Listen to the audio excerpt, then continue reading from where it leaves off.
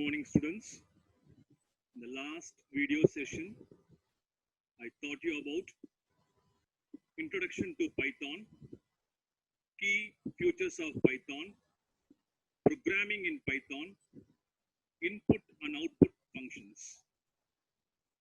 In this session, you are going to learn about tokens.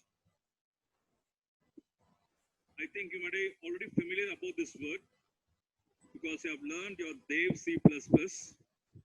In your Dev C++, you might have come across this word tokens. The smallest individual unit in a given program is called tokens. The same definition has been pronounced with a little bit of change in Python. In Python, they define tokens like this.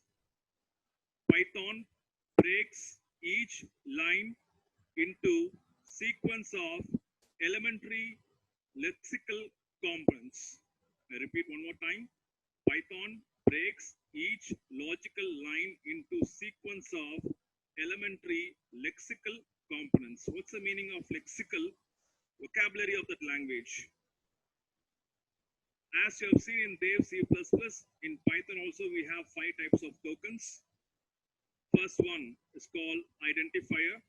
The second one is called keywords. Third one is called operators. Fourth one is called delimiters.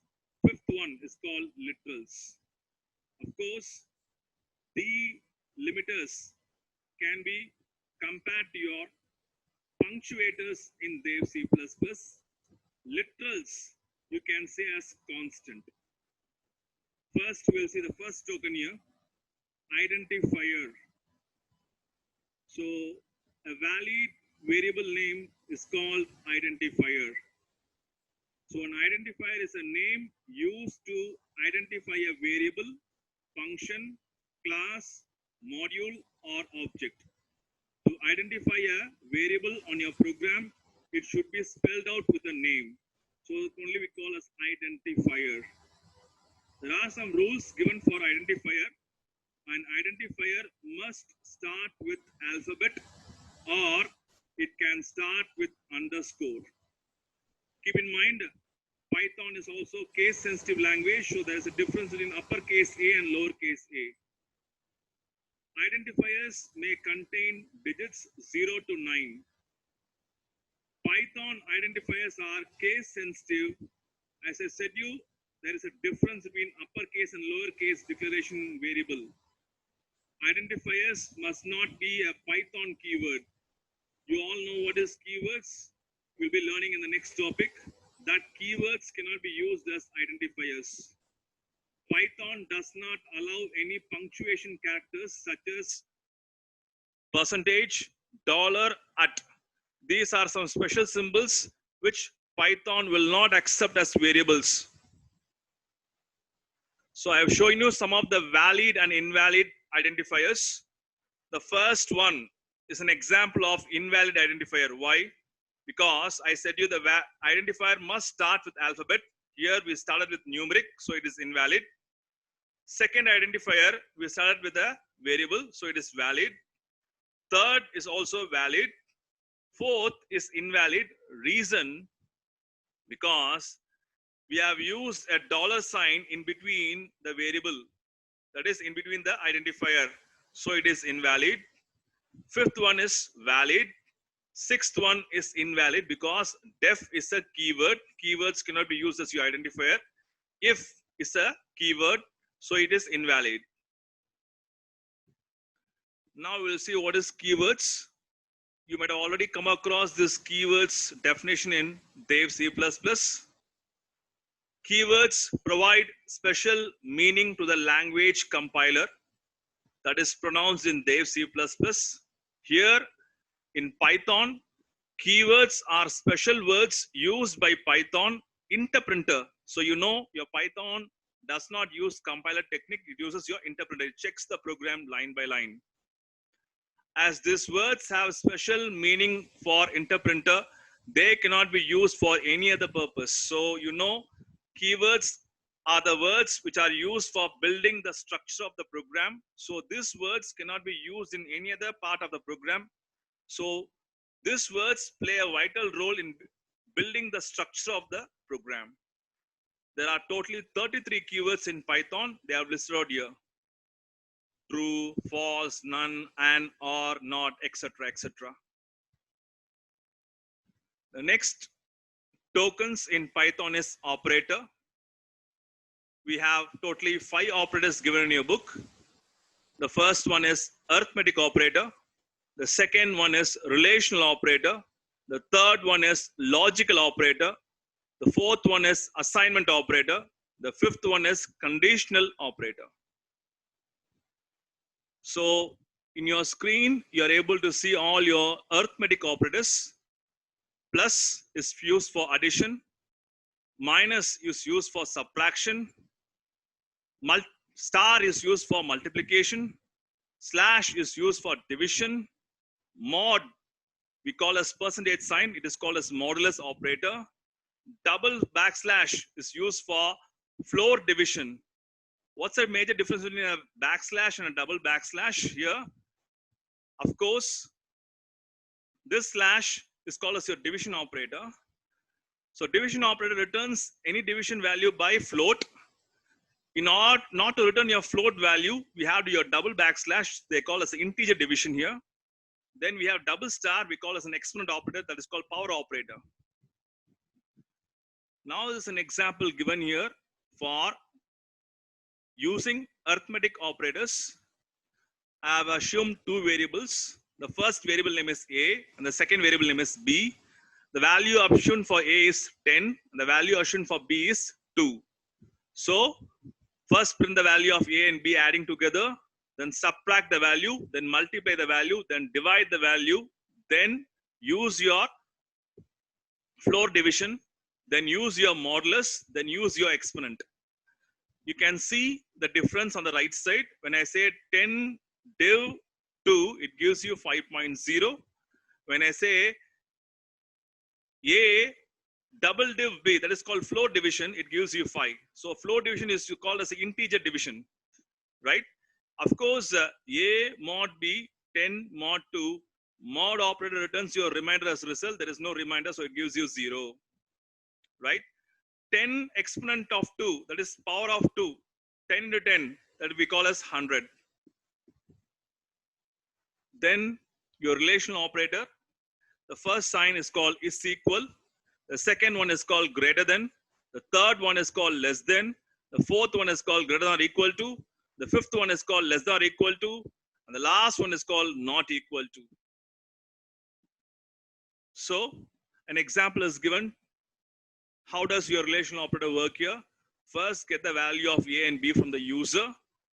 Then check the first operator is equal, then greater than, lesser than, greater than or equal to, lesser than or equal to, not equal to.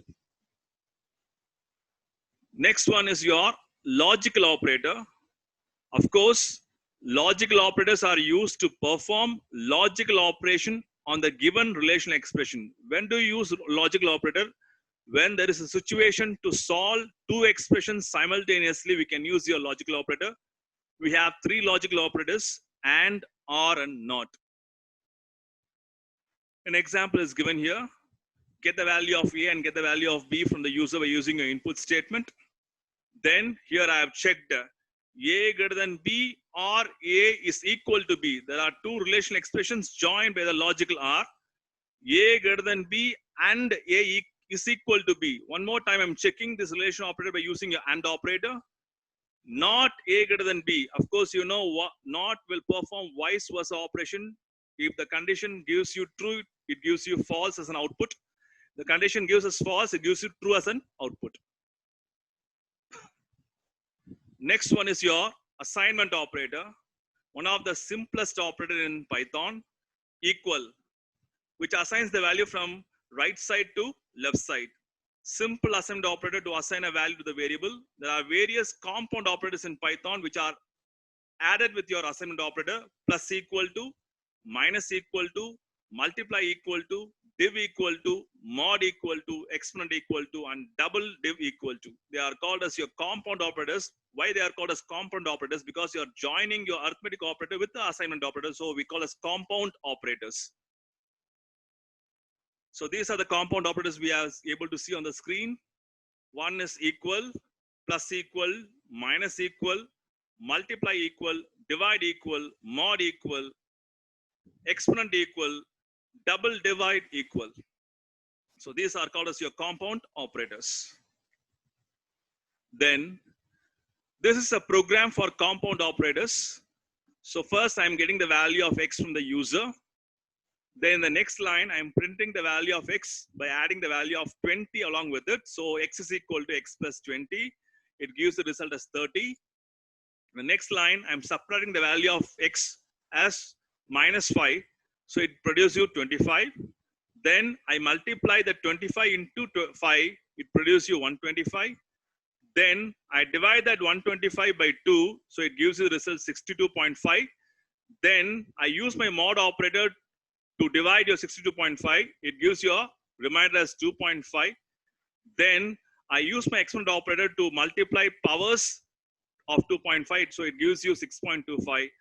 Then the 6.25 has been double divided by 3, it gives you 2.0. Double division is called your float division. This is used for integer division. You may ask a question. Here we are not getting as an integer because we are dividing a float value, so we'll get only a float value as a result. Next one is your conditional operator. Of course, you have learned this in your Dev C++. Conditional operator can be otherwise called as your ternary operator. This ternary operator evaluates something based on condition being true or false.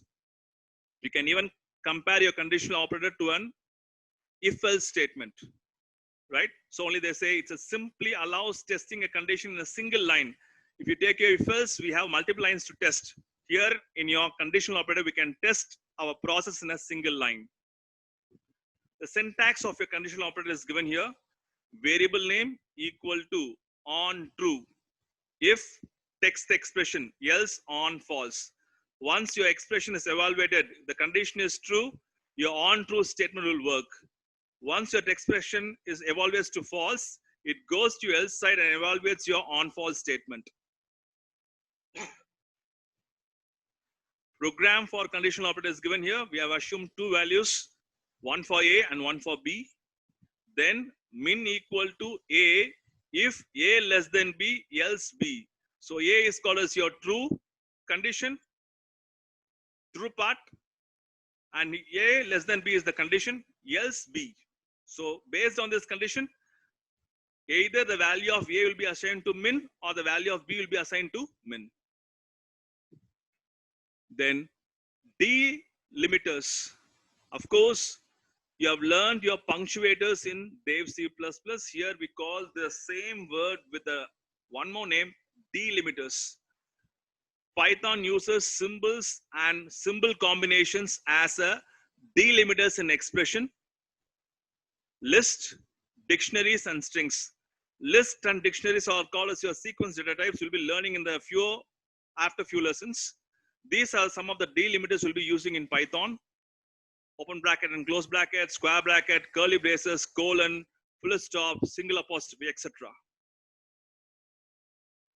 Next is your literals. Of course, we can compare the word literal to constant in Dev C++. In Python, we call as literals. So they pronounce like this. Literal is a raw data given in a variable or a constant. We have three types of literals: numeric literal, string literal, Boolean literal. What is numeric literal? Consisting of digits.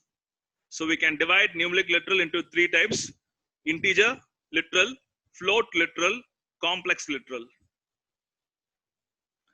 This is an example given how to use your numeric literals to convert a numeric literal to binary, convert a numeric literal to an octal, convert a numeric literal to an hexadecimal by using this built-in functions called bin, oct, and x. We'll see in the examples, don't worry. Next one is your float literal. You can assume a floating value to a variable. We can convert, or we can just find out whether we have assumed a floating value to a f. or not by using a function name called type of f. The next example I've shown you how to display a complex value. C is equal to 10.5 plus 3.6. Here we have a real part and imaginary part. The next one is your string literal. String literal is a sequence of characters surrounded by quotes. We can surround your strings either by single quotes or double quotes or triple quotes. A character literal is a single character surrounded by a single or double quotes. The value with triple quotes is used for giving multi-line strings. When your string line exceeds one or two or more lines, then you can use your triple quotes to indicate your multi-line string. Then this is an example for your string literal. So here I have assumed this is a Python to a variable name called strings. Then single character C to a variable name called CHR. Then multi-line string to a variable name called multi-line str. So there's an example to show you how to represent a single character string, strings, and multi-line strings. Next one is your Boolean literal. Of course, the word Boolean stands for true or false. So we can assume only two values, either true or false. A program to demonstrate, to display the Boolean value 1, where they ask to print the value of Boolean value 1, it prints true. When asked to print the Boolean value 2, it prints false. Next one is your escape sequences. Of course, you know, escape sequences are special characters prefixed with a backslash. So, these escape sequences are also used in Python. We have some escape sequences in Python. Backslash, double backslash to bring the backslash, backslash then by a single quotes to bring a single quotes, backslash then followed by double quotes to print your double quotes, backslash n is an escape sequence to print a new line, backslash t to print a tab. Then Python data types. Of course, all data values in Python are called as objects. Suppose you are declaring a variable in Python like this, x equal to 5. So 5 is a data value. That data value is of type integer type. So Python has got some built-in and fundamental data types: number, string, Boolean, tuples, list, and dictionaries. Integer data type can be classified as decimal, octal, and hexadecimal. Octal integer will start with 0. Hexadecimal integer will start with 0x. Boolean and string data type. A Boolean data can have any of these two values, either true or false. Only one thing you have to keep in mind when you are assuming the value true or false in Boolean data type, the first letter T should start with capital letter, F should start with the capital letter. Of course, you know what is string data type. Strings can be enclosed within single quotes or within double quotes or within a triple quotes. Right? Now I'm going to show you the practicals.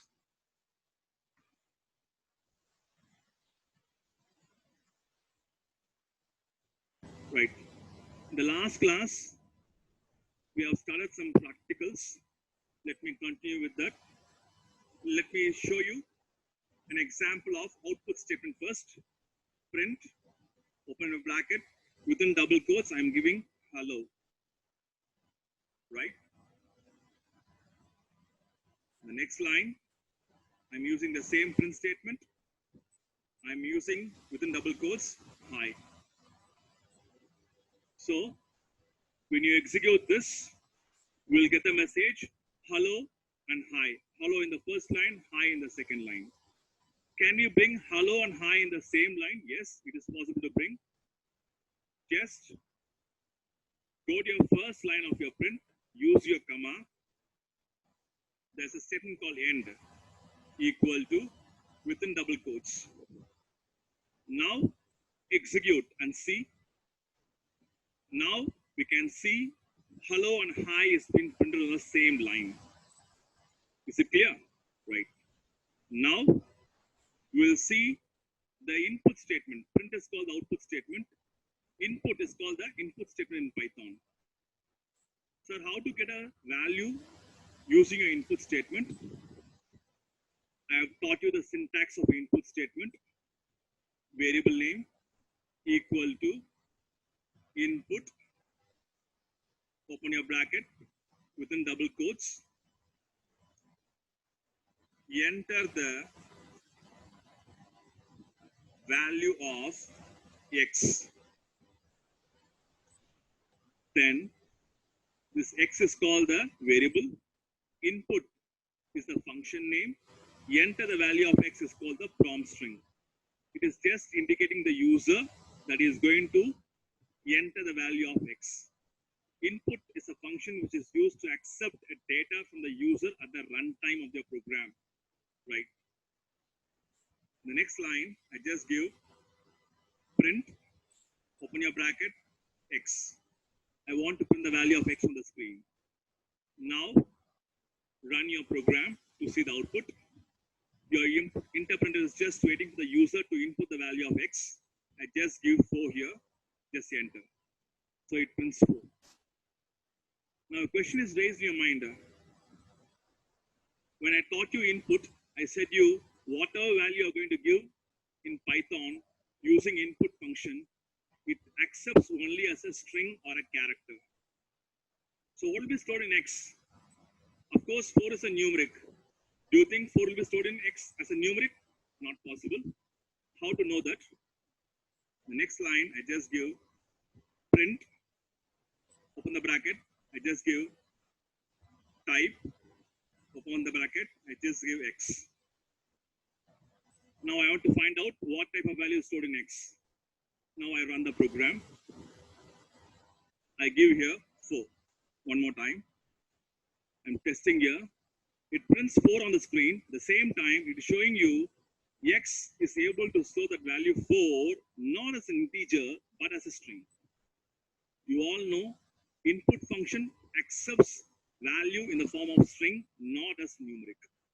So what we can do, sir, to convert this value from string to numeric, we have a function name called int. This function will convert the numeric value to an integer value.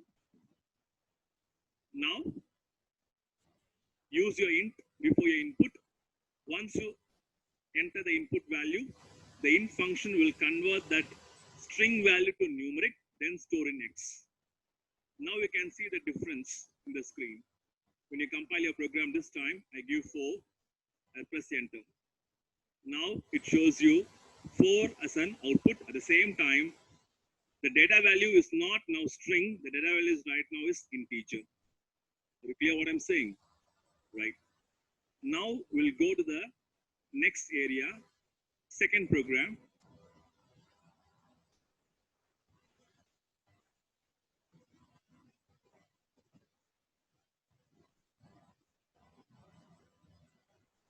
Now, sir, it is possible to get multiple values by using an input function? Yes. Now I declare x comma y equal to, I'm going to use a function name called map, M-A-P. Of course, it is out of your scope of your book, and you have try to learn it. When you say, I want to get an input, multiple inputs on a single line, I can keep on using input for several number of times to get inputs for multiple times. But to get a multiple input on the same line, we have to use the function name called map, open your bracket, int, comma, input. Just an empty bracket for input, no prompt string is allowed here. Dot, we have a method name called split. Within double quotes, use your comma. Next line, just print x comma y. Now execute it. Now it is waiting for the user to input the value of x and y, and just giving 5 as a step 5, then followed by the split separator, comma 6. So it gives you 5 and 6 on the screen. Are you clear? Now using a map function, I am able to get multiple values in a single line as an input, right? Then you have learned about swapping in your C++. Here swapping is very, very simple here. I give x comma y is equal to y comma x now. You all know I'm going to interchange the value of y to x and x to y. Let me test out. Now I'm giving here print within bracket x comma y. Now execute your program.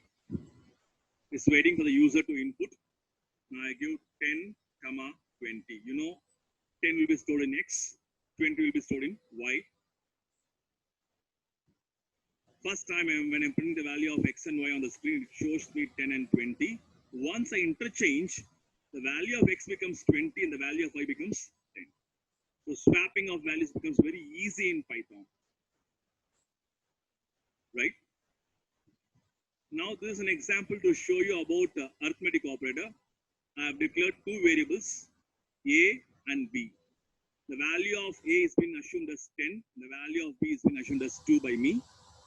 So first add your value a and b, then subtract your value, multiply your value, divide your value, divide the value by using your floor division, divide your value by using a modulus, multiply using your exponent power.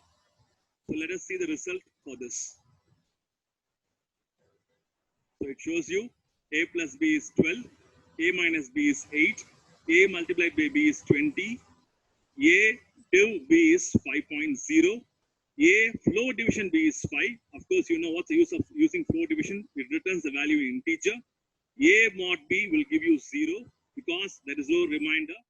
A exponent b, it's a power operator, so multiply the value 10 twice, so you'll get 100. Now there's an example for your relational operator is equal, greater than, lesser than, greater or equal to, lesser or equal to, not equal to. Let me execute. Here I've used the input statement twice. First input to get the value of A, second input to get the value of B. I've used my int function because input function can accept value only as a string. To convert the string to integer, we use the function name called int. Right? Once it has been converted, it will be stored in A. Then I'll get the value of B from the user, it will be stored in B. Let me execute and show on the screen.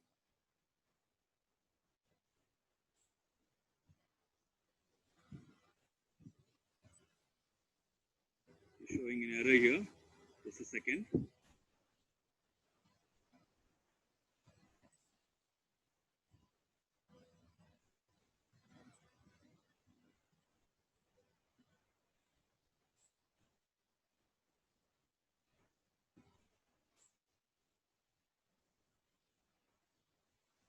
I think I've used one more equal to here. Right. Now we will execute this program. Now it is asking the user to input the value of A and value of B. I just give here 20 for A and 19 for B. So once your program has executed, it shows the result on the screen. First one is equal. 20 is equal to 19. It shows you the result as false. 20 greater than 19, true. 20 less than 19, false. 20 is greater than or equal to 19. Of course, 20 is greater than 19, but it's not equal. There are two operations. If one is satisfied, also it gives you result as true. 20 is less than or equal to 19. 20 cannot be less than or equal to 19, so it gives you false. A is not equal to B. 20 is not equal to 19. Yes, it is true. We'll move on to next example. This is an example for your logical operators. Of course, we have three logical operators, and, or, and not. So we are getting two values from the user. After getting two values, we convert that value to integer and store in A and B. I have used my logical OR, I have used my logical AND, I have used my logical NOT. Now let us execute this program. Now it is asking to input the value of A. I'm just giving here 20. The next value is 21. So when do you use your logical operator? When you want to do your operation for two relational expressions, we can use your logical operation. So there are two relational expressions here, A greater than B or A is equal to B. Between two relational expressions, we have used your logical OR. So it evaluates and gives the result you true or false. Of course, 20 is greater than 21, not possible. 20 is equal to 21, not possible. So we'll get as false. Next, the same operation, but I've used, instead of logical OR, I've used my logical AND. So when I use my logical AND, it evaluates both the sides and gives you the result as true if both the sides are true. According to OR, it evaluates both the sides. If one is true, it produces you true. Now 20 is greater than 21. Definitely it's false. 20 is equal to 21. It's also false. So it will get false here. The third one is your logical NOT.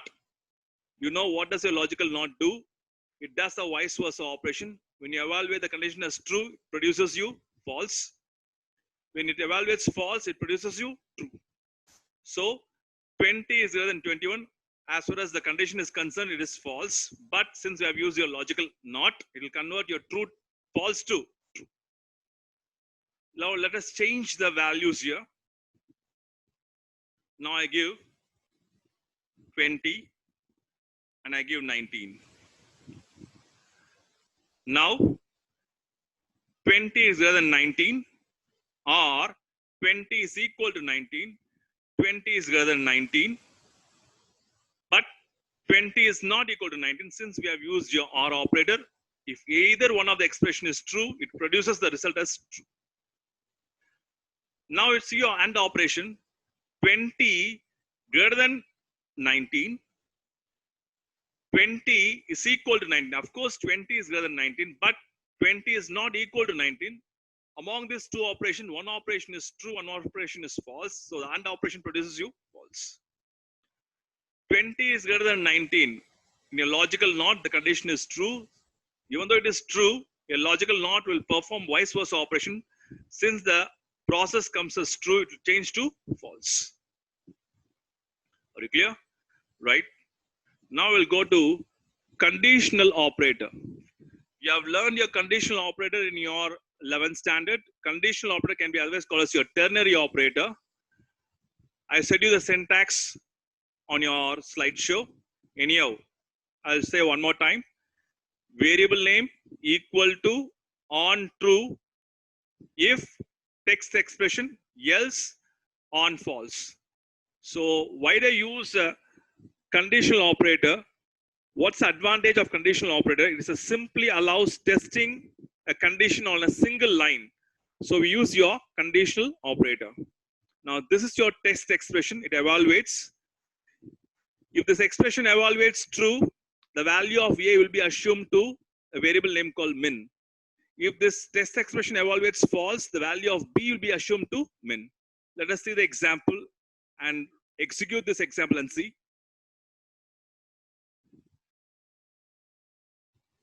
So we'll get the result 20. Among these two values, I have assumed two values, 30 and 20. 30 for A, 20 for B. Among these two values, minimum is 20. So I get 20 as my result. The next one is your literals. Now you have learned your binary, octal representation, binary representation, hexadecimal representation, your second lesson of your 11th standard. Now I am assuming 46, a value to a variable name called x. I'm going to convert this decimal value to a binary, the same decimal value to octal, the same decimal value to hexadecimal. Then I'm declaring two more variables here. One is y and one is y1. For y1, I assumed as 1.5. Sorry, for y, I have assumed as 1.5. For y1, I have assumed as 1.5 E2. You all know floating point can be represented in mantis and exponent part. Let us see the output of this program. So, when I convert this decimal 46 to binary, it is converted. But before this binary, I get 0b, indicating it's a binary literal. I'm converting the same 46 decimal to octal. I'm getting 0056. This 00 indicates the given value is an octal value.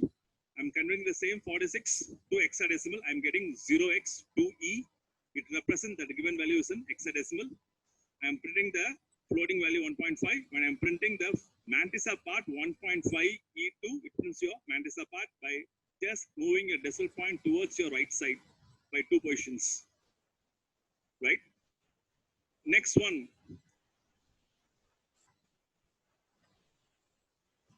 Here, I have declared a complex variable. The complex variable name is C. For that variable C, I have assumed 2 values, 6 plus 8.9j.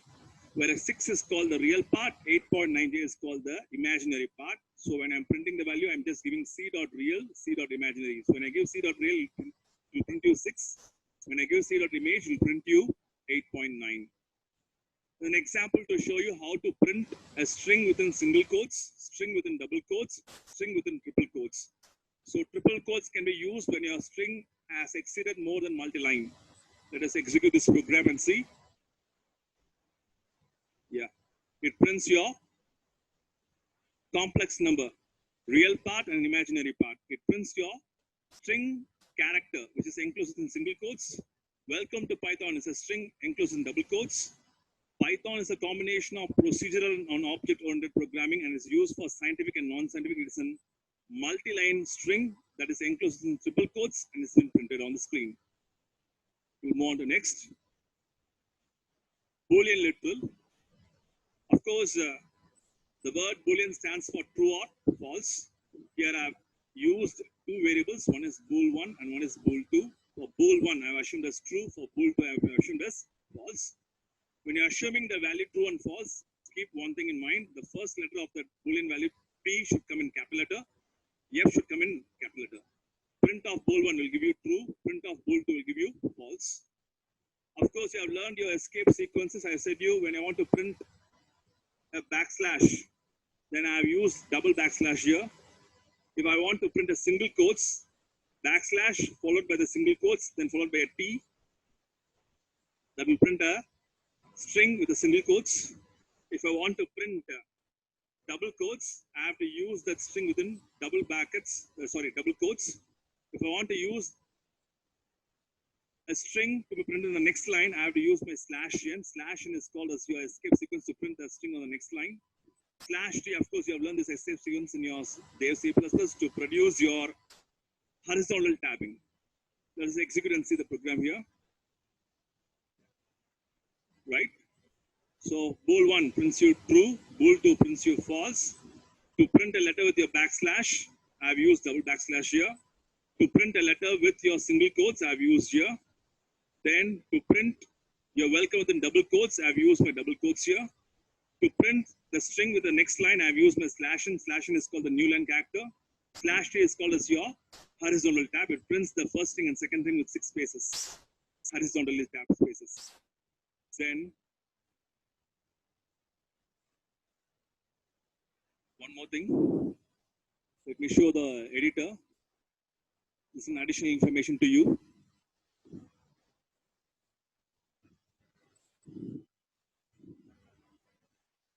Right.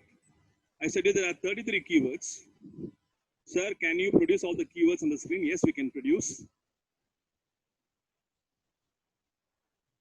I'm going to import a module name called keyword in Python, shell interactive mode. Then keyword dot kwlist. It is able to produce all the 33 keywords on the screen. Then let me show one more thing here. I'm declaring a variable x, I'm assuming as 6. Then I'm declaring a variable y, I'm assuming as 7. In the next line, I give z equal to x plus y. Then I just give z.